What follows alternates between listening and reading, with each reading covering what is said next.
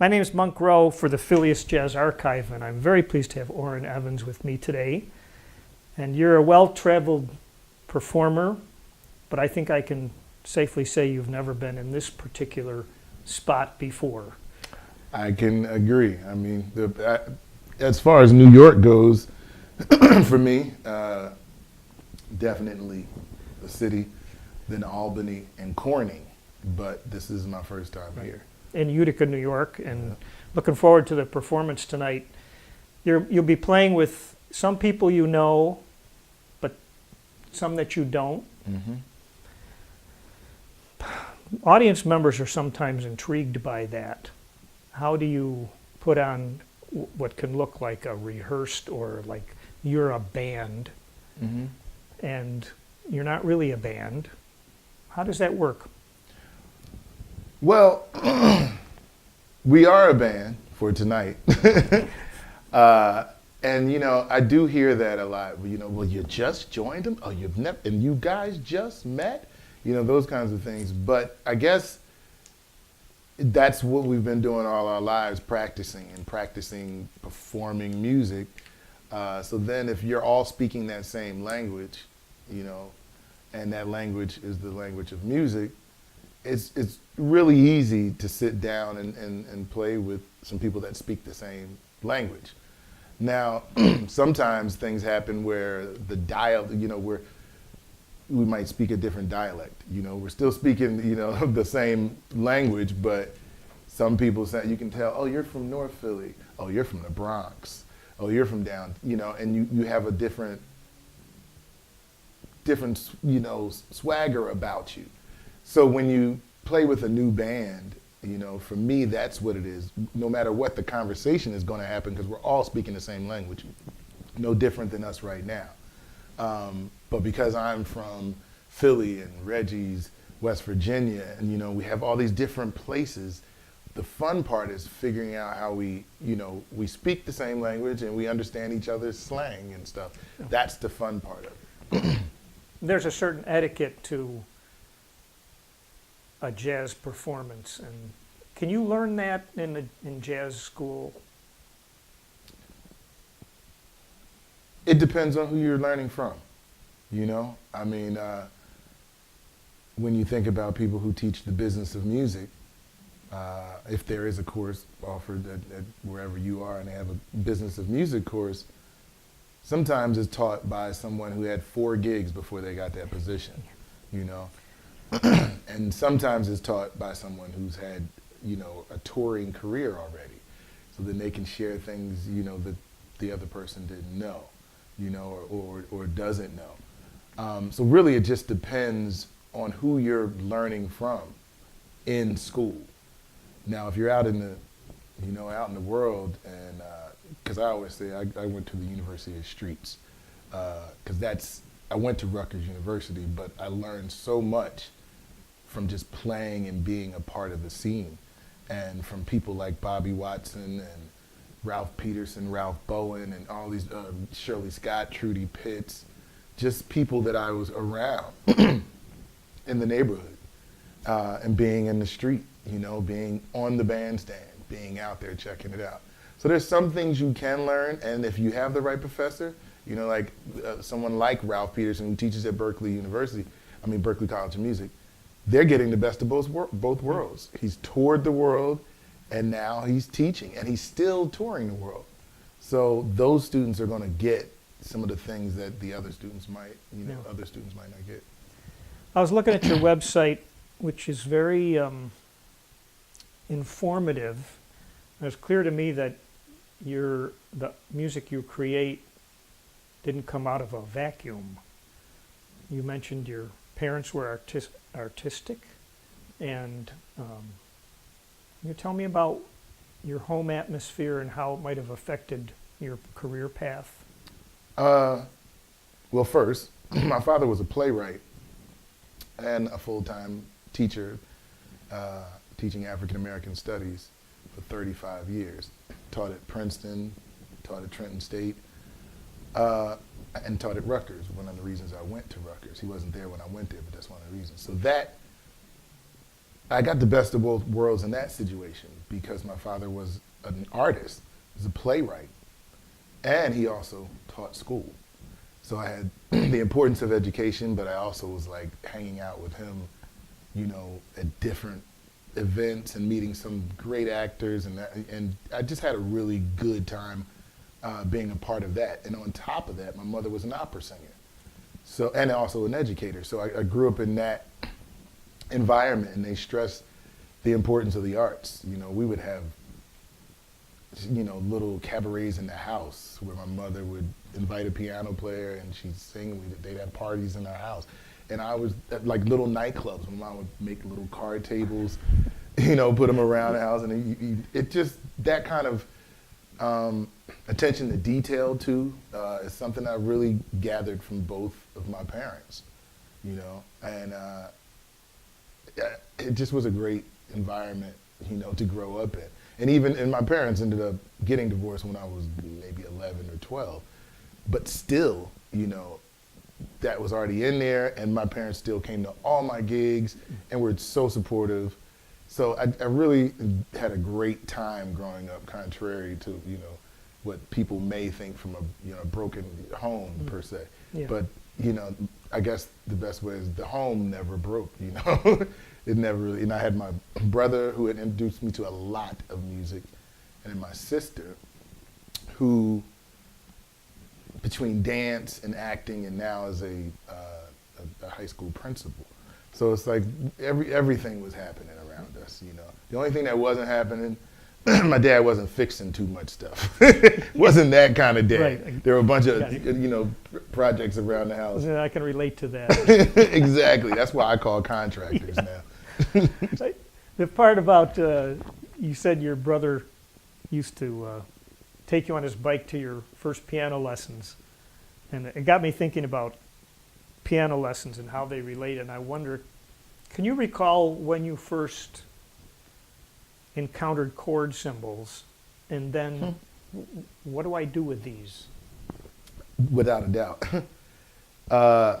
You know, my mother, jazz was a reward for practicing. Like, you know, I mean, because I just wanted to go straight to jazz. And she was like, no, you're going to do this. You're going to study this. You're going to study classical, blah, blah, blah. And then you can play jazz, which was kind of, when I look back on it, it really put the foundation in me, you know, for musical theory and different things like that. And then I played a little bit of organ at the church around the corner, at a Lutheran church. So this was a pipe organ when I was still a teenager.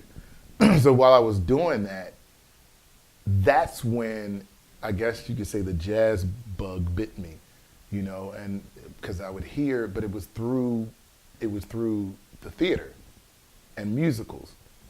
So I would hear certain songs and then I'm like, well, wait a minute, that sounds like this, you know? Or I would hear like my mother sing My Funny Valentine, you know, but my mother singing My Funny Valentine was she did the verse out front and everything. It was just like a production. It was just a whole piece, you know? So, but then I was like, who's this? Miles Davis doing My Funny Valentine? So, but I didn't know how he did it like that and she did it like that. I just knew it was the same song. So my discovery of like chord changes and how these two, you know, things came together, my uncle was a New York street performer, and he started the Street Performers Union or whatever it was called, and he was also an actor and blah, blah, blah. So he did a one-man show and where he talked about his whole travels and traveling the world and being a musician. And he wrote this beautiful tune. And I wanted to play it. I'm like, oh, Uncle Ben, can you give me the music? Can you give me the music? Can you give me the music? And, you know, he was like, okay. And he was actually one of the ones who ended up paying for some of my piano lessons later on and guitar lessons. Like, he was very supportive in my career. So I said, great. And he gave me the music. And when I got the music, I was like, what is this? I had no idea. I'm like, well, wait a minute. There's nothing here.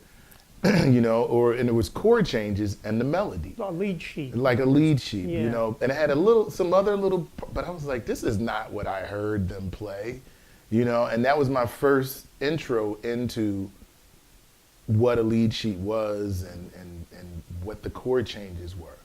So what I did was, I still didn't get it, but I was studying at a school called Girard Academic Music Program. And at that school, theory was like a major subject, music theory. So I had music theory, and we started talking about intervals and different things. So still didn't have the answer for me, but I'm looking at different things and I'm finding, oh, this is major, this is minor. And I remember I was sitting downstairs and I looked at the sheet of music and I was like, I got it, you know? I didn't have it all right, but I had figured out, okay, when it says F something, you make an F chord. Now then I had to discover major, minor, diminished, but that was my intro into what a lead sheet was. And I just took the theory I was learning at GAMP and applied it to it for the beginning of that.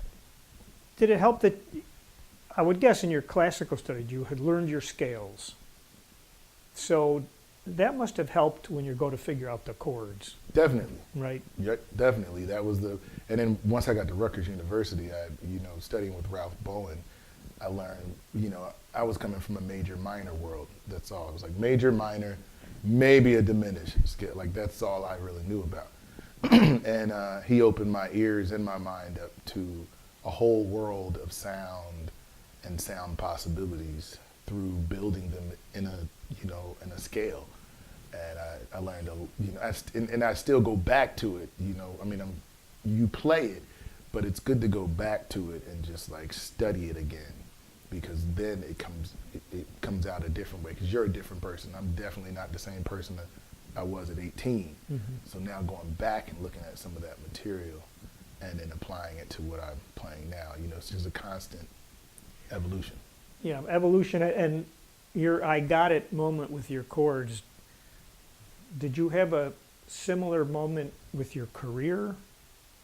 Or was it more of a gradual, maybe I can do this?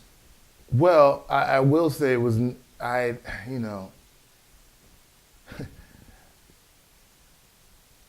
say this and it's like, my wife and I went to this marriage class, it was at a church that my sister was going to, that she still does go to. We were going to it a little bit around that time too. So it was a fun class, and you had homework and everything.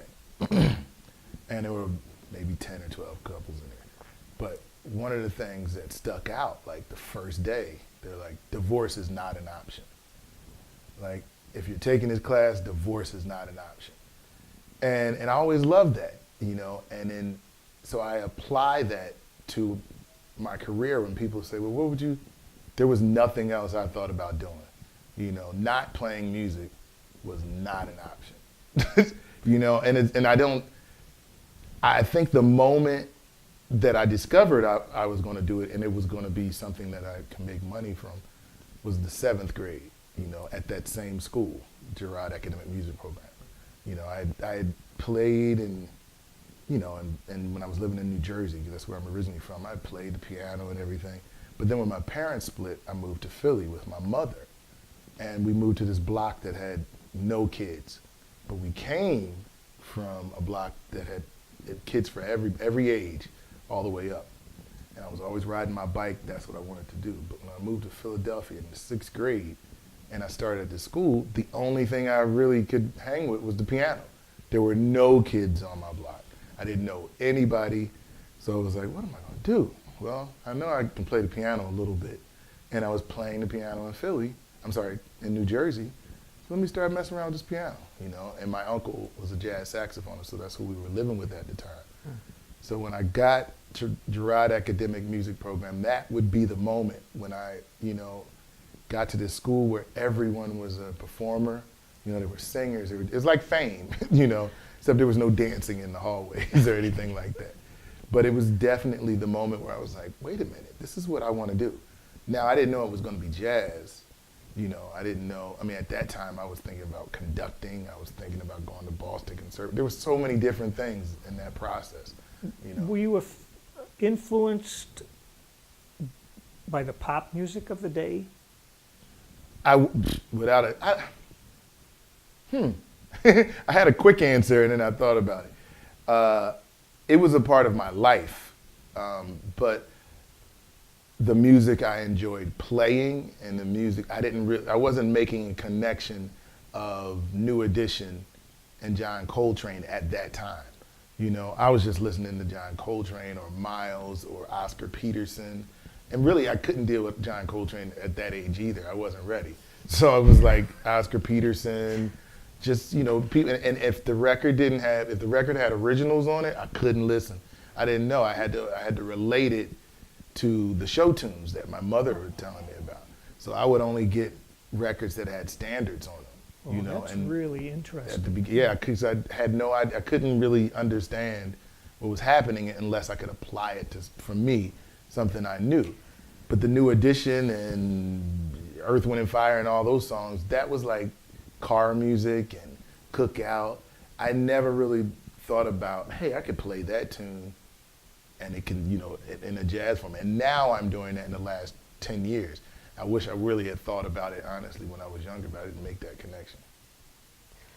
That attachment to show tunes and tunes that are melodic and easily remembered, does that affect your own composition? Do you think about the audience and what are they hearing? Well, I think the other tunes are extremely melodic and easy to digest too. I didn't know how to do that at that young age. Okay. So I had to, and it was more, it was less about it being easy to digest and more about me just being able to relate to it. You know, so when, or can make a connection. So when I see Coltrane does My Favorite Things, I say, oh, wow. And I go check out another, like, you know, from the movie, you know what I mean? Or All the Things You Are. And then I'm like, okay, I know that. And I can apply it. So it was more that kind of thing. And then as time went on and my ears developed, well, they're still developing, but my ears developed and I said, okay, well, let me try this, you know? And then I learned, oh, okay, this is what it is. And that was probably Kinda Blue. That was the first quote unquote jazz record I bought. You know, it was definitely, because there were some other ones, but that was the one I was like, I took a risk because there were no standards on it. I didn't know anything on it, but I was relating it to modes. We were studying modes in school, you know, in high school. So I was like, or middle school around that time. And I was like, let me grab this record. You know, so for me, it was always just being able to connect it to something until I got older. And I'm like, I don't need to connect this. I just need to enjoy what it is, you know. Was there a particular tune on Kind of Blue that you latched onto? Yep, Blue and Green. Yep, because Most people probably would not pick that one. Yeah, that did for me, one, because of the intro, and two, it's a very simple but complex harmonic progression in that tune. So I still love it. So you didn't do the jazz education thing to a degree, to a terminal degree, as they say. Is that right? No, I went to Rutgers for a year and a half, and about halfway through my second year, there was a club in Philadelphia called the Blue Moon, and they asked me to come manage it, and they were like, you know, because I was really into that part too, like we mentioned earlier, the business of music too. So I was only 19, managing and booking a club. I wasn't like the daytime man, I was just manager of the entertainment part. So I did sound, I booked artists, and then I'm not saying this was the best choice I ever made, but I remember it was like right before Christmas. I'm like, I'm doing what I want to do. I'm around music, and I'm getting paid every week. Like, so, well, like it just, I might as well go do this. And at that time, you know, there were a lot of people, everybody moved to New York that I was, you know, and I hadn't moved to New York. So, you know, Rutgers just didn't seem like the place for me. And looking back, I have no regrets, you know, but it would have been nice to just finish the last 2 years, you know, And as I look at my son now in his second year, finishing his second year in college, I was like, whew, he made it. Because Yeah. my wife also, we both left the second year, but she left the second year to go to Europe. So it's not like we were not sitting like, oh, we should have done, we had some pretty fun lives, you know? Yeah, parents like to say you can have a fallback on, you know, the old fallback on. And Exactly. But when you described stepping into that role in that jazz club, it made me think of these young men in college basketball, and they can go into the NBA and do what they were intending to do all the way along. So Exactly. why not? Exactly. Yeah. Yeah. You've been a side person, and then you've led your own groups. Sometimes I would guess more than one group at the same time. What does it take to be a leader these days? Honestly, takes a desire. That's the first thing. Like, and then that same thing that we just talked about, where we said you have no choice. You know, I have no choice. Divorce is not an option. I had no choice. Not being. If you really want to be a leader, you have to have that same mentality. Like, there's nothing I want to do but lead. That doesn't mean you don't do other sideman gigs. You do those, but you have to decide that you're going to be and want to be a leader, because it's an entirely different ball game, you know. You must have a prerequisite must be that you have a vision for your music, and this requires me to be a leader because I have an idea of what I want this music to sound like. Is that a fair statement?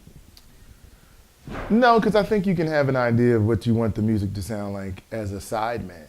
You know, I mean, I think a big part of it for me being a leader,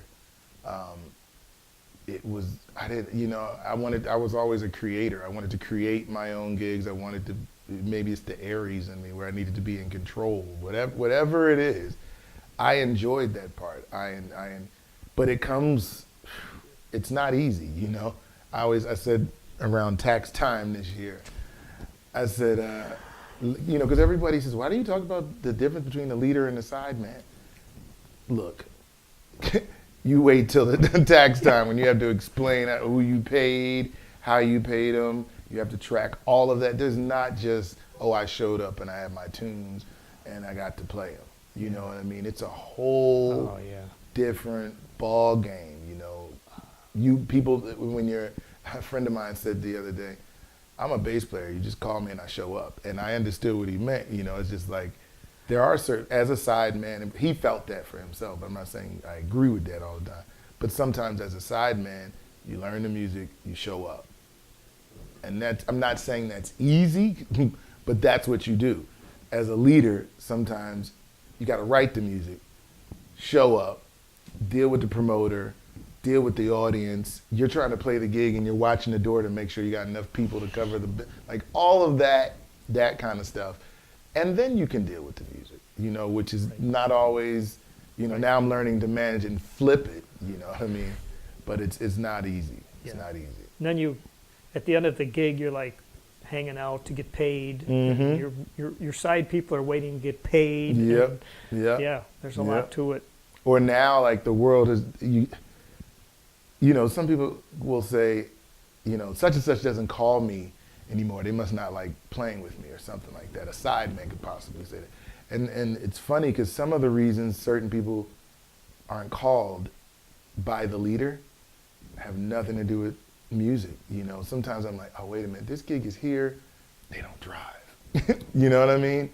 Or this gig is here, and in order to use them, I'm gonna have to do this. I can't fly them from there. You know, so you think about all these other things that, I mean, don't really have anything to do with the music before you get to the music. You know, like sometimes before I decide what I'm gonna play on certain gigs, I have to wait till I get the band members together, you know, because it's not that I'm not gonna play, but certain tunes I prefer to play with certain people, you know, it's a whole different ball game, and some of it has nothing to do with the desire to like your musical thing. It's just some people, if you really want to do this, I look at it and I see out of 365 days in the year, what are Orrin Evans gigs and what are sideman gigs, and I was like, obviously I gotta, if I'm a leader, I gotta get more and more gigs as Orrin Evans.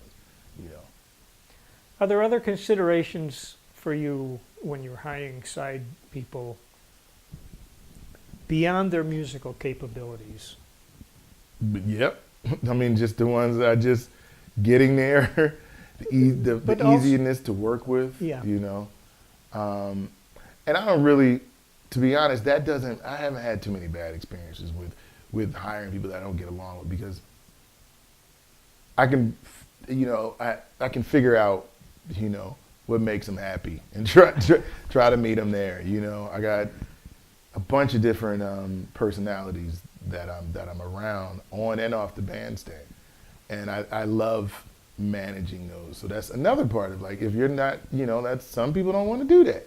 To me, sometimes it's fun to see, like, hired a drummer that talks too much, and you hire the bassist that is super quiet and an introvert, and just watch how that goes down. Like, so sometimes that part is fun to me too. Right. I've had people, when you get those two people who love to talk so much, like as soon as the song ends, they start talking. They say, exactly. "Oh man, that's very interesting."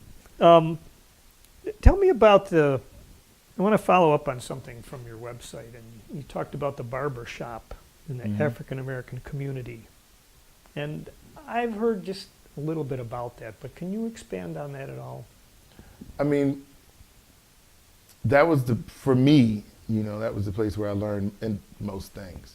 I would go to the barbershop, and for us, since I was the young one, I was the youngest, my brother would drop me off at the barbershop and say there were 10 people in front of me, and then he would come back, but it might, he'd come back a little later. So I could honestly be in the barbershop for 2 to 3 hours on a Saturday, just sitting there listening to conversation, or they would put on a movie and talk about the movie. So when my first job, that was what I did. I swept hair in the barbershop, and I learned so much. There was 6 barbers in there, all different ages, not all men. There were men and women barbers, not, just women barbers also in there. And there were different religions, different musical and food taste. There was so much food I tasted for the first time at the barbershop, because I would run and get food for people. So, one barber wanted it I had never had chicken gizzards at that time, and he ordered chicken gizzards all the time, So I'd run, I get those, or this one wants a sandwich this way. It was life, But it also, for me, how it helped me, I learned how there were so many different people, in the barbershop, but then there were also people who they were in their little stations. Like I said, this one only had chicken gizzards every Saturday.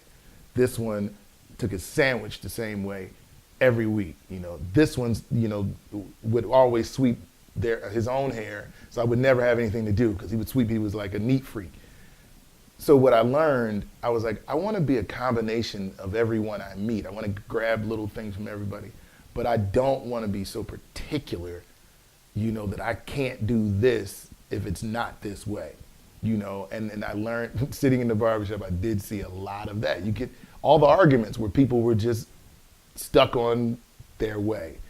So, as far as learning from each person, it was amazing, but I also learned how to open myself up based on the closeness I saw in each station, if that makes sense. Was it exclusively an African American clientele? Oh yeah, without doubt. Yeah. Yeah. Okay. Definitely. What about the neighborhood you were in Philadelphia? Well, there's 2 different barbershops really influenced me, because the first one was in Trenton, New Jersey, when I lived there. That's where I'm originally from. So that was like a middle-class black neighborhood, and the barber knew everyone.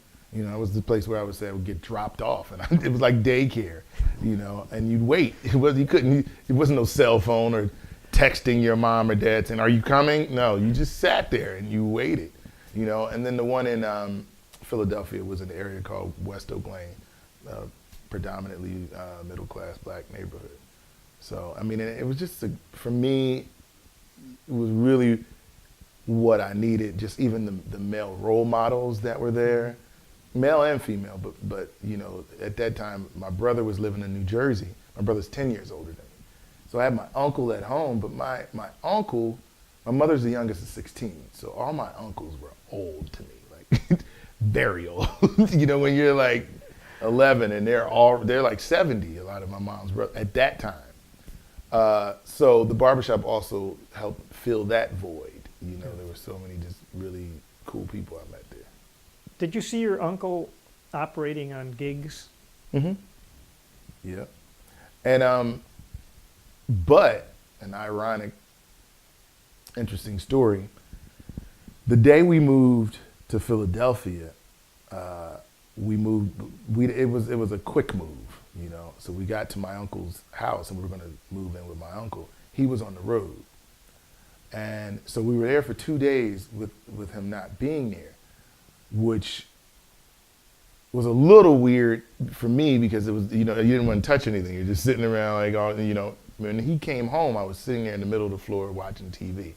So he came in with his saxophone, and I hadn't really discovered, I played the piano, but I hadn't fallen in love with music yet.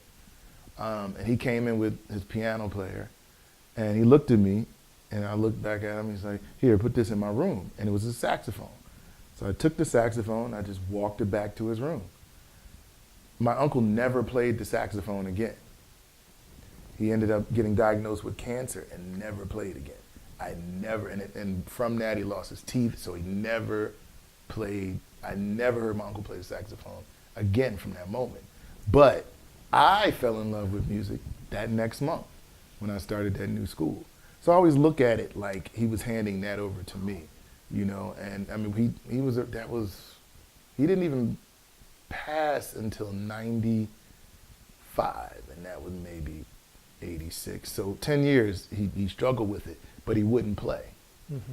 Like, and which was so weird to me because I was falling in love with music at the time, and you know, I'm like, how could you not play? But then I also understood he would sit down and play the piano. You know, he would play the piano, and it was so great when he did. I would turn off everything and just, you know, but you couldn't act like you were listening. You know what I mean? You just walked and go somewhere else and you check him out.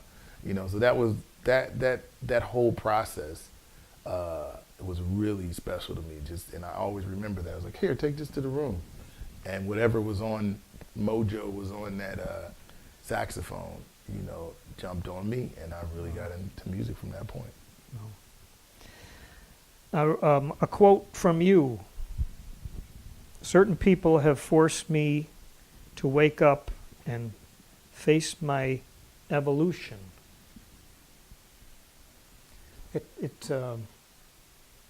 It sounds like you needed to be prodded to move ahead into something new.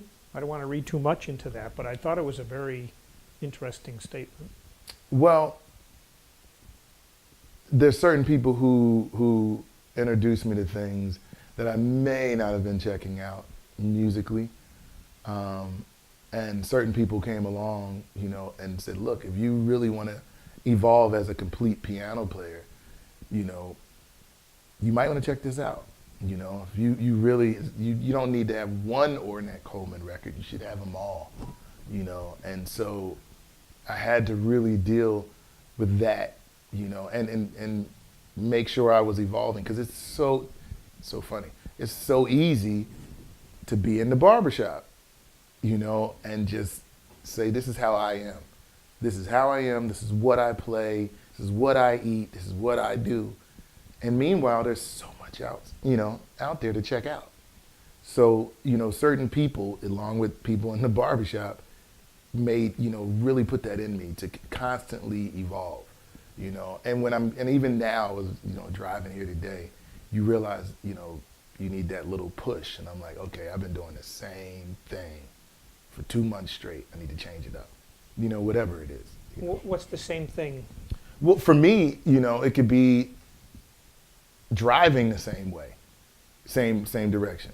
So now I'll put every once in a while, where does this street go, and put the GPS on. And that's kind of how I like to approach life. It's the only way to evolve. Really food, everything. There's nothing.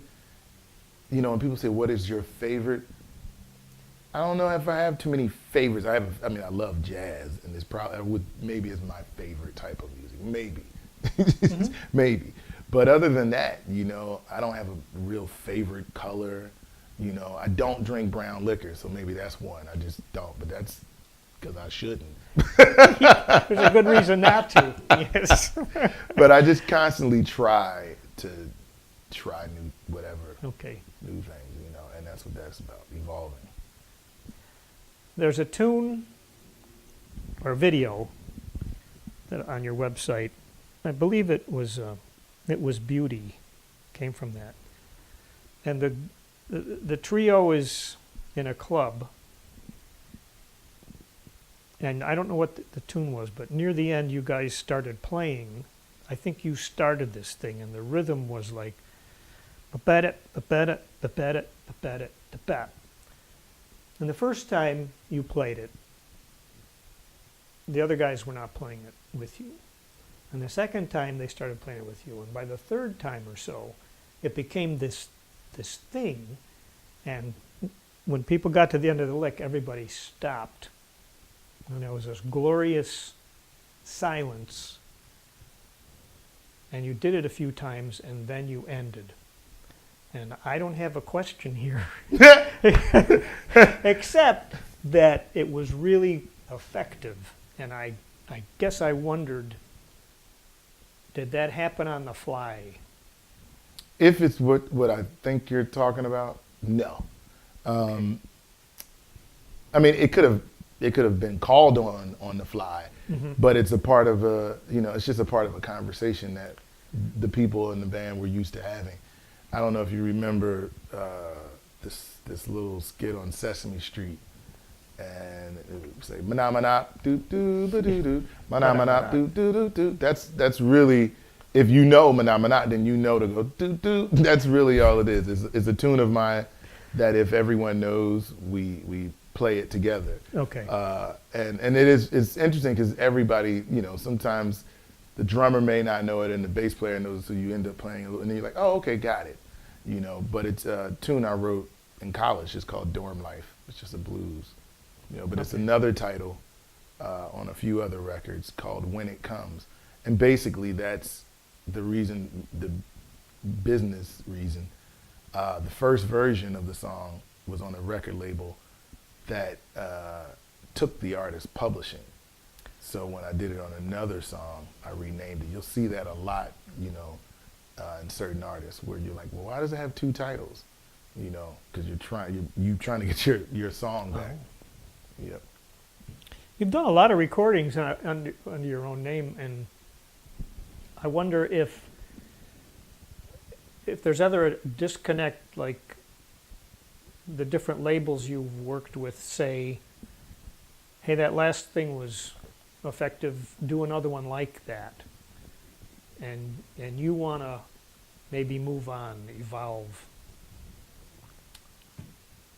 I have a very interesting take on that. Well, I think it's interesting. But for me, I have my own label, so when I do some of the things on my own label, then I'm more of a stickler to, or sticking to what I want. Like this is how I want it. This is the artwork I want. This is the engineer I want. This is how. But if I do it on a label, I kind of go with the flow of the producer, because as long as I'm not playing a type of music I don't like playing, or playing a certain way. But I figured what's most important was to get the record out there. So for a lot of those records, my early records, it was more about me joining the forces of the executive producer or producer and saying, okay, cool, because that's another way. If I went into the studio all the time with just this is the way I want to do it, I'm not evolving. So I'm kind of, when I say an interesting take on it, I'm really open to what other people say in the studio as far as a producer and stuff. So I'll finish the record, go home, and I don't really deal with edits. I let someone else do it. I let someone else mix them. I don't need to be a part of that. The part that I wanted to be a part of was making the music, So if you see it going this way a little bit, okay, cool. As long as you don't, there are some limitations, and I've never had, each label has been, what do you want to do? So it may be a different instrumentation, maybe it's like, hey, you ever thought about recording with a bass clarinet? No, I didn't, that would be cool, but if I hadn't, I would have never thought about it.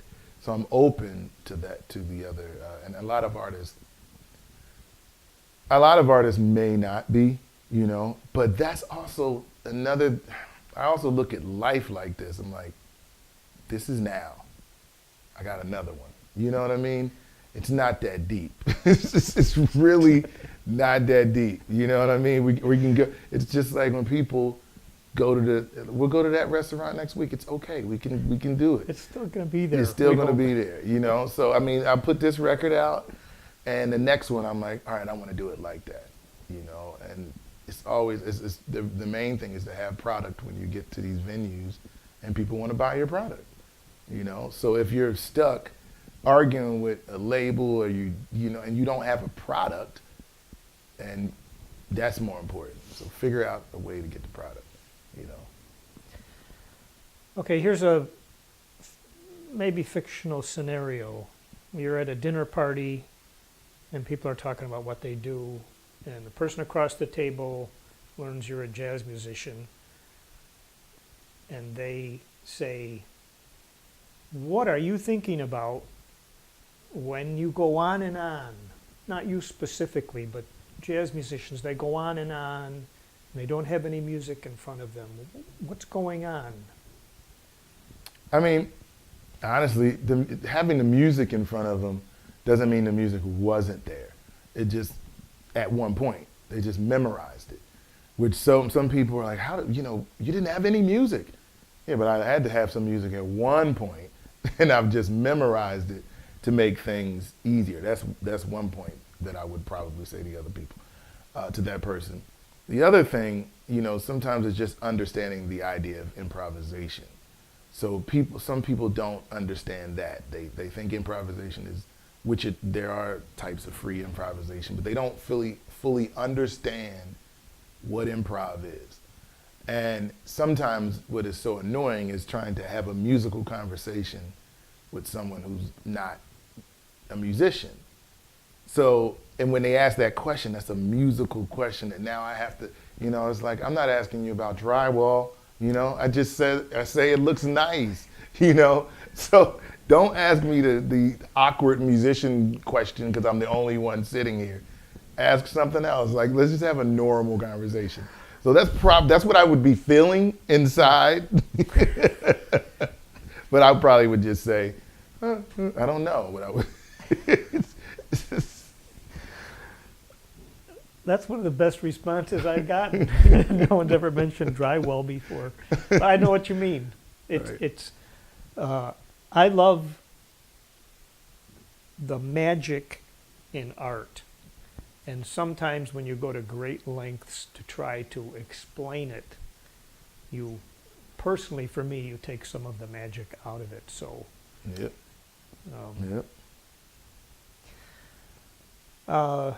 There's been a lot of instances over the years in jazz where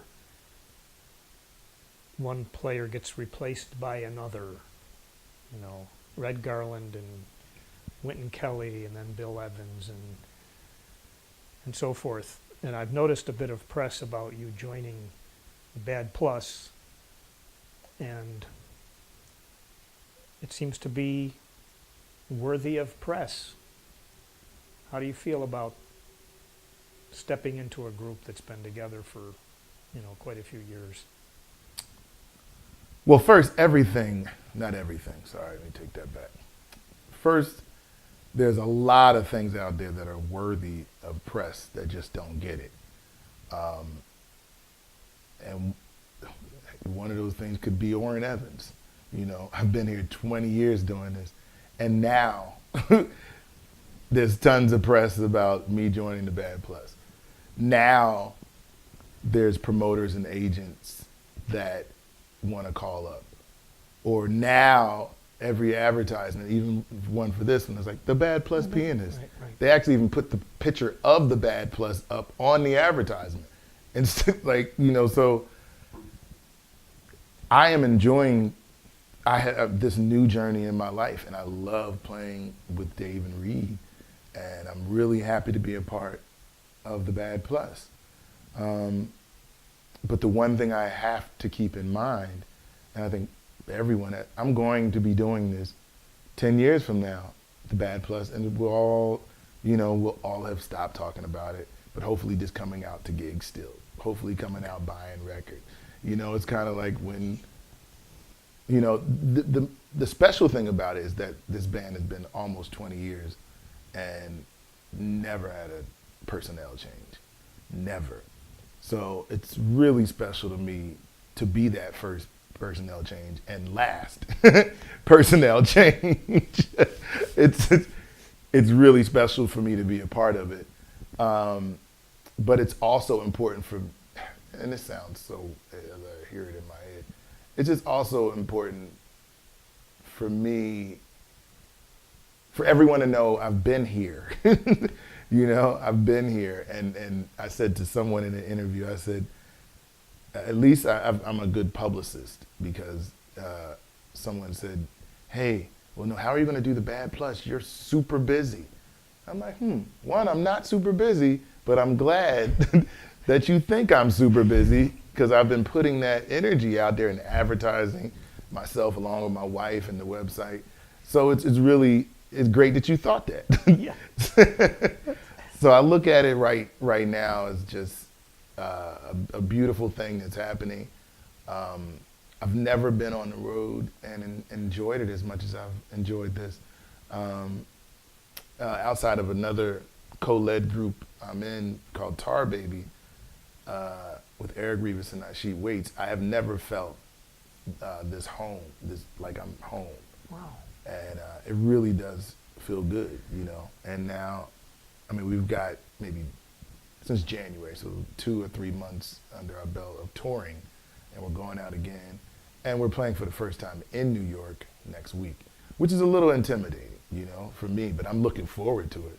But the Bad Plus has some dedicated fans, you know, and some of them are funny, you know. They'll tell you right how they feel if you play the song a little different than what they're used to, you know. So it's really cool. It's getting me in my memory and it's been a great experience, you know. It's going to be fun to play in New York, but it's also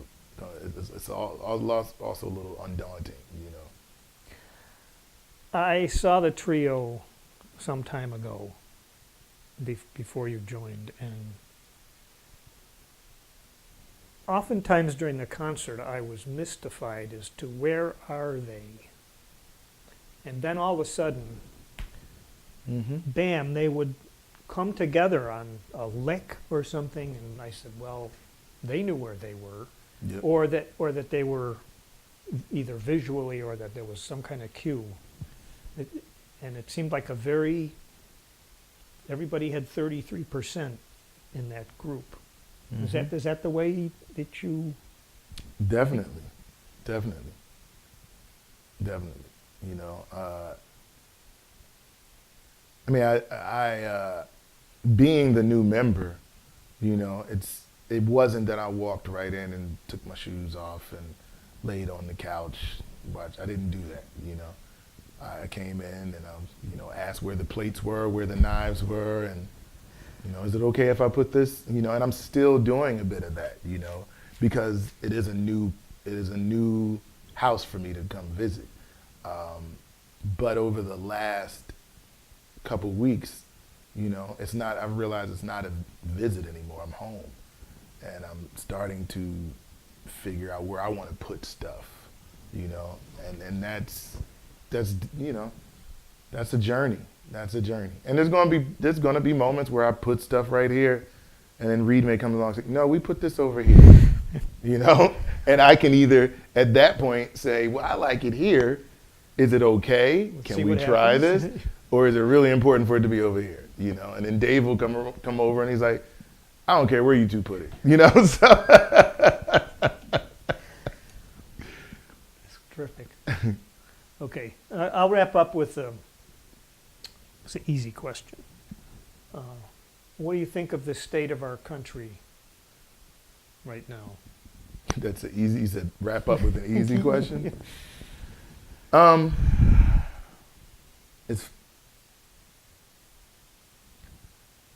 It's not, I'm not as scared. I don't think it's changed that much. That, you know, everyone is like, "Oh, this is getting out of hand." I don't think it's really getting out of hand. You know, I think social media and cell phones have put us in a place where we see it way more. You know, we see, you don't have that time to hide. You know, you could do something crazy, you could do something outlandish and crazy in 1992, and everyone would say, man, did you see what such and such did? Yeah, and then it's done the next day, because there's no proof of it. There's no phone, there's only the cell, you know, the story that everyone's telling. So, you know, I as a black man, I was pulled over, and thank God I haven't in years, but I was pulled over many a times and felt unsafe. You know, I just didn't have a phone to record it, and I just didn't get home and put it on social media. You know, and I believe there were these horrible school shootings happening before Columbine, you know, but it wasn't that broadcasted. So right now, my whole point in saying that is, I don't think we're in a state where the world is getting worse. We're in a state where everyone's seeing it, and now it's time we need to do something about it. You know, it's not that, you know, it's just, it's been going on. It's been going on. So now we have to do something about it. But, you know, when you have the hierarchy that we do have in the situations that we do have now, it's gonna be difficult. It's gonna be extremely difficult, you know, because now with that cell phone, with that Facebook, and with that, we've also given voices to a lot of people who were silenced, which is not that, to me, that's great. Now we see you. Now we see you. Now we can deal with it. Now we can, you know, I got on the elevator the other day. Someone said to me, we were in Germany, and they said, man, do you ever feel weird? And I was like, why? You know, said, you know, because I just swear all these people, every time they're walking by you, they're looking at you. And, you know, do you ever feel weird that they're just looking at you because you're black? And the Eagles had just won the Super Bowl, so I came back and I had this big Eagles shirt on and a sweatsuit that looked like I was from a reject Run DMC movie. So I said, I think they're looking at me because I have this Eagles jersey and this reject sweatsuit on. And he laughed. But the point is, I don't see that, you know? And in that same conversation, he was like, you know, how is it to be the only black person, you know, here? I never really, now I consciously look, I'm like, wait, I've been the only black person for the last 4 hours, and I've seen a bunch of people, you know? But I guess my whole point in even bringing that up is, this is the world I live in, and I don't plan on moving to a different world. So I'm trying to figure out the best way to navigate my time here, you know, and navigate my time here where I enjoy every moment of it, you know. And the biggest part of me is the fact that I'm not a jazz musician, is that I'm a black man. So I embrace that, and I walk in this world just like everyone else. You know, I walk in this world just like everyone else. And once we all start to really embrace that, you know, I honestly think this will be a better world. We you know, and we can't we can't get through a lot of you know, even driving here, honestly, there was about a good 30-mile stretch where I was like, Lord, if my car breaks down, I'm not going anywhere near any of these houses and seeing anyone. So they're out there. They're out there, you know, but we have to be aware and stop, honestly, giving everybody their 15 seconds, 16 seconds of fame and just really deal with the problem. You know, that was a whole bunch of shit, but hopefully it made sense. No, it made great sense, and I appreciate you sharing it, and I can't think of a better way to wrap this up, and I wish you the best with your career and your kids and your family and so forth. Thank you very much. Thank you.